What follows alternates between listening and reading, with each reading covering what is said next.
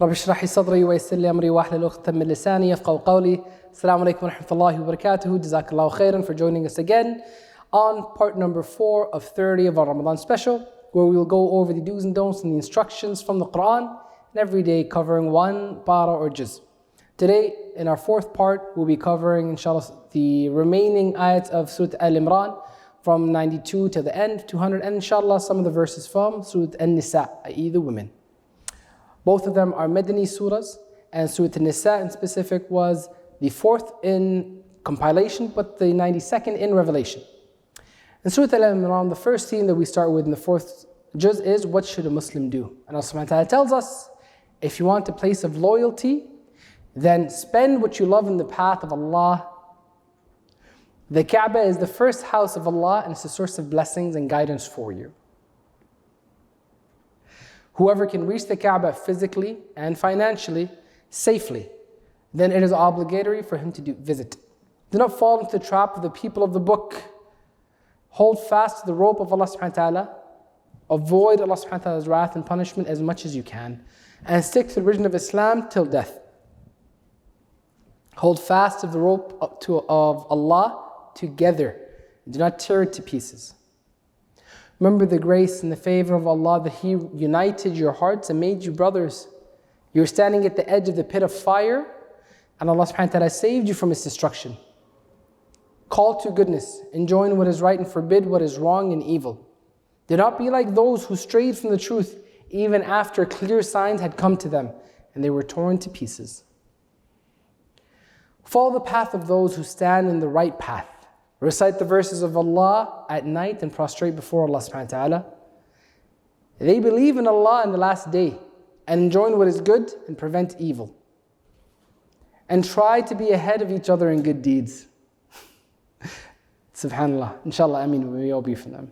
And subhanahu wa ta'ala also tells us, do not inform enemies of your secrets. Beware of their evils. Hold fast to patience and piety. And when you get out in the path of Allah subhanahu wa ta'ala, then do not show yourself as weak. You should beware and protect yourselves from Allah subhanahu wa ta'ala's punishment again. Do not exaggerate riba, use your interest.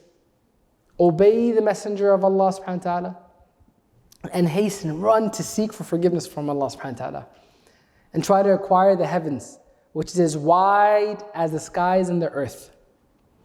Alhamdulillah. And now that takes us into the next theme in Surah Al-Imran, which is, what are the qualities of the muttaqeen? Allah subhanahu wa ta'ala tells us, those with hearts that are full of piety. Allah subhanahu wa ta'ala also tells us that they spend in the path of Allah under all circumstances, rich and poor. They drink their anger and they forgive the faults of others. They are the benefactors whom Allah subhanahu wa ta'ala loves.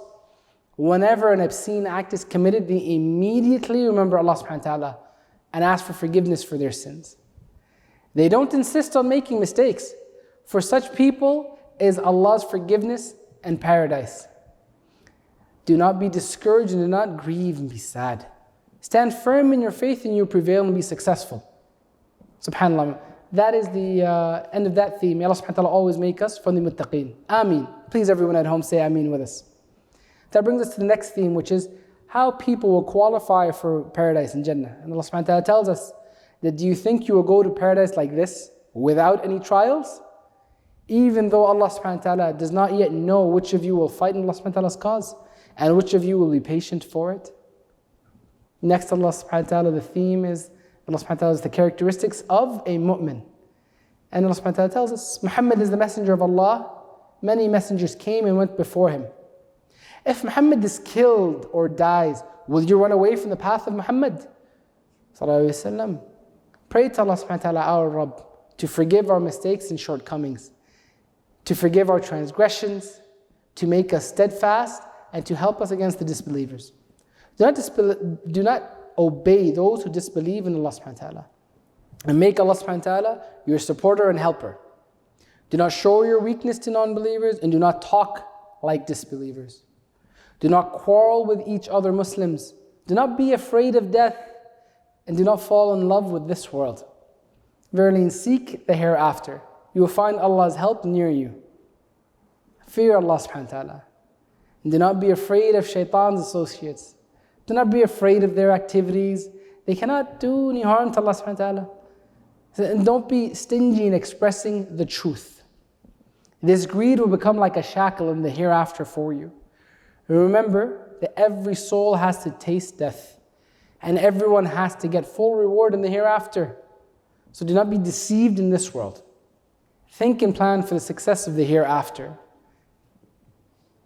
Be patient in the trials and the way of religion. Spread the teachings of the divine book amongst the people.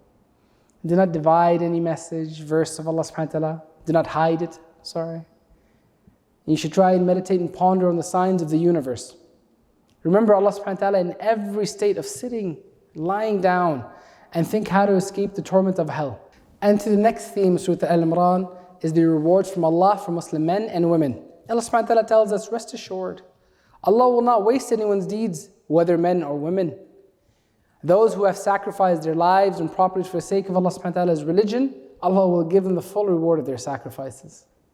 And Allah will admit them into the gardens of eternity. Do not be deceived by the activities and advances of the disbelievers. Disbelievers' end will not be good. Alhamdulillah. Now that takes us to the next surah, Surah An-Nisa. And it starts with the first theme, which is the social responsibilities of Muslims. And this Allah subhanahu wa ta'ala tells us, you should be patient and be steadfast. Stand up to support the truth and avoid disobedience to Allah. Fear Allah and respect the relationships. Hand over the property of the orphans to them. Do not try and eat the orphan's property because it's haram and harmful to you. You have to do justice with the orphan. You can marry 2, 3, or 4 women who have orphan children, and you have to do justice with the women also. Pay her the dowry, the meher, of the woman with happiness and with open heart. Take good care of the property of the orphans, and when they grow up and become wise, hand over the property to them. Give back to those who are entitled to inheritance. Never deprive, cheat orphans of their right to inherit. If relatives, orphans, and the poor come on the occasion of division of inheritance, give them some from the wealth. Repay the deceased's debts and wills before dividing the inheritance as per the Qur'an, and do not make a will that violates anyone's rights as stated in the Qur'an. Do not let immorality spread in the family and society, and take effective measures to stop it. If a sin is committed, repent as soon as you can with a sincere heart, and do not act stubbornly, and do not wait for the time of death to repent. Do not oppress women. Do not be cruel to them. If it is time for separation, do not try and take back property that was given to them. Live a good life with them as far as possible, and try to live well together. Respect and consider the haram of the relationships which Allah subhanahu wa ta'ala has declared haram. Alhamdulillah. And with that, we've completed the 4th juz. Jazakallahu khairan. Thank you very much for staying with us. We look forward to seeing you again tomorrow for part number 5. Assalamu alaikum wa rahmatullahi wa barakatuhu.